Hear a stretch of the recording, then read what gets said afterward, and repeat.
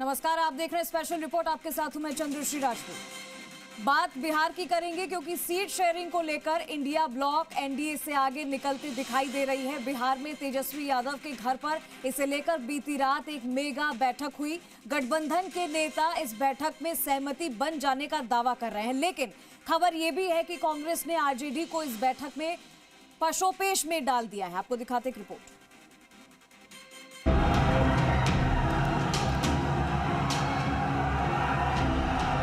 दरवाजे पर चुनावी तारीखों की दस्तक हो रही है। सत्ताधारी एनडीए और इंडी गठबंधन दोनों ओर से बम्पर बैटिंग शुरू हो गई है, लेकिन 2025 में बिहार की गद्दी पर इस कांटेदार तैयारी के बीच दोनों गठबंधनों की सीट शेयरिंग पर पेच फंस गया है। एनडीए का सीएम उम्मीदवार तय नहीं है। 2020 में नीतीश कुमार के नाम का बाकायदा ऐलान हुआ था। महागठबंधन का भी सीएम उम्मीदवार तय नहीं है। तेजस्वी यादव के नाम पर महागठबंधन में एक राय नहीं है। बखेड़ा यहीं से शुरू होता है, जो सीटों के बंटवारे पर रस्साकशी तक जाता है। वोटर अधिकार यात्रा से उत्साहित कांग्रेस विधानसभा की 105 सीटों पर उम्मीदवार उतारने की तैयारी कर रही है। मतलब यात्रा मार्ग की सभी सीटों के साथ पारंपरिक सीट पर जीत का दावा कर रही है। तो आरजेडी 2024 के लोकसभा चुनाव के आधार पर सीट बंटवारे की मांग कर रही है। माननीय नेता प्रतिपक्ष तेजस्वी प्रसाद यादव जी और अन्य दलों के नेता एक दूसरे के साथ वार्तालाप कर रहे हैं और सब कुछ तय होने के बाद आप सभी लोगों को बता दिया जाएगा। लोकसभा चुनाव के आधार पर महागठबंधन में सीटों का बंटवारा हुआ तो आरजेडी की 138, कांग्रेस की 54, तीनों वाम दलों की 30 और वीआईपी की 18 सीटों पर दावेदारी बन रही है। कुल 243 सीटों में से बची हुई 3 सीटें दूसरे दलों के लिए छोड़ी जा सकती हैं। सीट शेयरिंग के पेच में फंसने के बाद बीजेपी और जेडीयू भी चुटकी ले रही है। देखिए, एनडीए का सब फिक्स है मामला।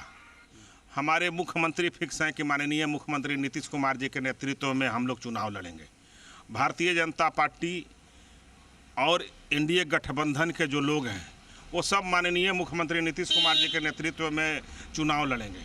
तो उसमें कोई तय करने का विषय नहीं है, हमारा सारा सीट तय है। एनडीए के तमाम नेता एक फ्रेम में आकर 2025 से 30 फिर से नीतीश इस संकल्प के साथ हर विधानसभा में कार्यक्रम कर रहे हैं, लेकिन महागठबंधन के भीतर भारी सर फुटौल। कोई कह रहा खुद से मैं सीएम का उम्मीदवार हूँ, कोई कह रहा खुद से मैं डिप्टी सीएम का उम्मीदवार हूँ, कोई कह रहा मैं इतना सीट से कम नहीं लूंगा, अगर कम मिला तो अंजाम बुरा होगा। 2020 विधानसभा चुनाव में महागठबंधन में आरजेडी 144 सीटों पर चुनाव लड़ी थी और 75 सीटों पर जीत दर्ज की थी।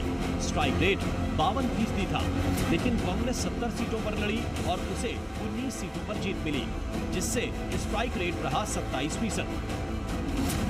लेकिन इस बार कांग्रेस कितनी सीटों पर मानेगी और गठबंधन धर्म का आरजेडी किस लेवल पर पालन करेगी, इस सवाल का जवाब बस आने ही वाला है। दूसरी ओर एनडीए है और यहां भी अब की बार सीट शेयरिंग का मामला पेचीदा हो चुका है। सूत्रों के मुताबिक एनडीए में समीकरण को जटिल बना रहे हैं चिराग पासवान, जो 40 सीटों की मांग कर रहे हैं। जीतन राम मांझी 20 सीटों पर दावा ठोक रहे हैं और उपेंद्र कुशवाहा 10 सीटों से कम पर मानने को तैयार नहीं है। बीजेपी चाहती है कि जेडीयू 100 से 102 सीटों पर चुनाव लड़े और बीजेपी खुद 100 से 102 सीटों पर कैंडिडेट उतारना चाहती है। मतलब बीजेपी और जेडीयू आपस में 200 सीटों पर समझौता करते हैं तो बची 43 सीटों पर 3 सहयोगियों को कैसे एडजस्ट किया जाएगा। गठबंधन के अंदर जो लोग हैं, हमारे यशस्वी नेतृत्व सबको लेके, सबको सम्मान देके, सेवक के भाव से विकसित भारत बनाने के, विकसित बिहार बनाने के संकल्प को साकार करने के लिए काम कर रहे हैं। कि एनडीए में सीट शेयरिंग का कोई झमेला नहीं है। जो हेड क्वार्टर से लोगों को आदेश मिलेगा वो मान्य होगा और वो हम समझते हैं राष्ट्रपति उपराष्ट्रपति का चुनाव है, उसके बाद ये बातें होगी। इस सवाल का जवाब एनडीए को सुलझाना है। सीट बंटवारे पर एनडीए पुराना ट्रैक रिकॉर्ड खंगाल रही है। 2020 में बीजेपी एनडीए में 74 सीटें जीती थी, जबकि नीतीश कुमार की पार्टी केवल 43 सीटों पर सिमट गई थी। इस चुनाव में चिराग पासवान बगावती तेवर में थे, लेकिन चिराग पासवान सिर्फ 1 सीट ही जीत पाए थे। 2020 में चिराग पासवान और उपेंद्र कुशवाहा बड़े फैक्टर बने थे। इनके अलग लड़ने से वोट बटा और कई सीटों का परिणाम बदल गया। लेकिन अब चिराग बीजेपी के साथ चट्टानी एकता दिखा रहे हैं। वहीं जीतन राम मांझी और उपेंद्र कुशवाहा बड़ी बार्गेनिंग की स्थिति में नहीं दिख रहे।